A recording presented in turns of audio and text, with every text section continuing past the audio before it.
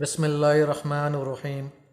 رات کو کسی وقت آنکھ کھلے اور یہ کلمات پڑھ لیے، اس کے بعد جو دعا مانگے قبول ہوگی۔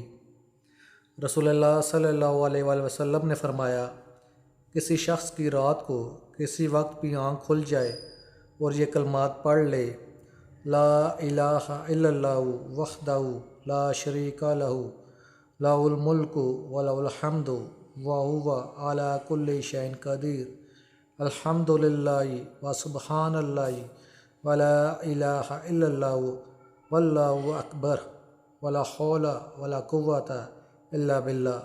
اس کے بعد یہ پڑھے، اللہم اغفر لی، پھر اس کے بعد جو بھی دعا مانگے گا انشاءاللہ ضرور دعا قبول ہوگی۔